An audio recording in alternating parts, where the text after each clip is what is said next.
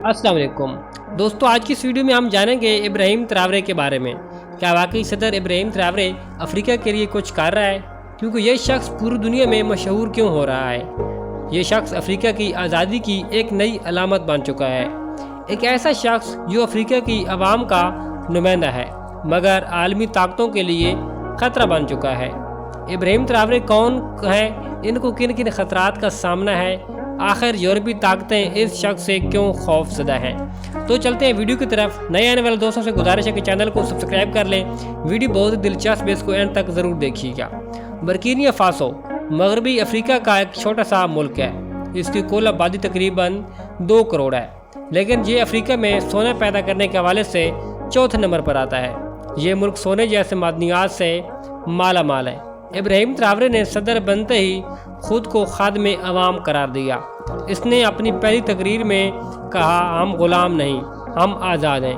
हम अपनी सरजमीन पर अपने फैसले खुद करने का हक रखते हैं। जब ट्रावरे ने फ्रांसीसी अफवाज को मुल्क से निकालने का ऐलान किया तो तब से आलमी ताकतें इनके खिलाफ सरगर्म हो गईं। इब्राहिम ट्रावरे की एक ही सोच है कि अपने ही मुल्क से सोना और मादनियात वगैरह खुद निकाल कर अपने ही मुल्क पर लगाया जाए। एक ऐसा मुल्क जिसकी ज़मीन सोने से भरी पड़ी हो मगर वहाँ की आवाम भूख से मर रही हो।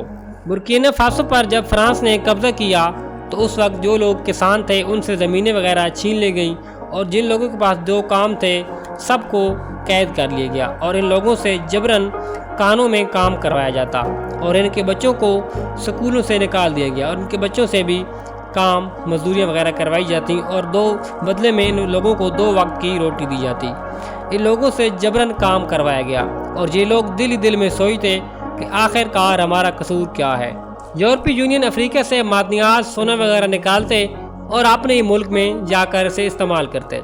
इनका सोना इसके अलावा और तमाम मादनियात यूरोप में जाता रहा और अफ्रीका के बच्चे अपनी ज़मीन पर रहकर भूख से तड़पते और मरते रहे और इनकी आवाम भी काफ़ी गुर्बत में पिसती रही और इन लोगों को गरीब होने का सबक दिया जाता रहा।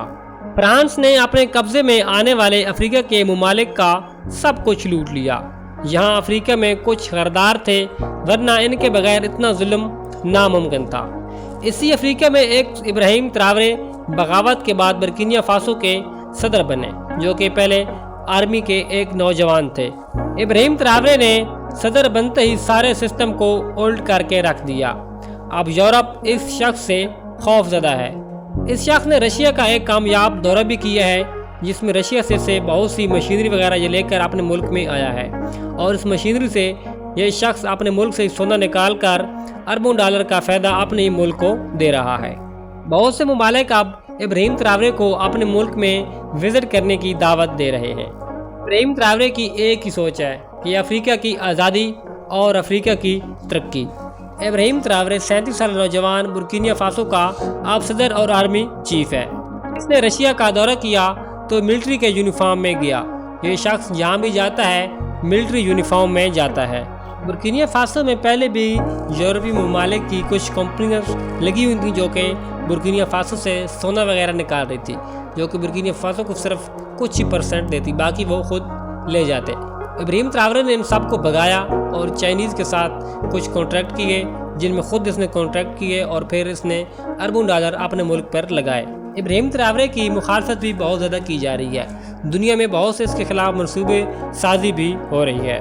लेकिन हमारी दुआ है कि अल्लाह पाक इब्राहिम ट्रावरे को लंबी ज़िंदगी दे और हमेशा अफ्रीका के लिए काम करने की तौफीक अता करे।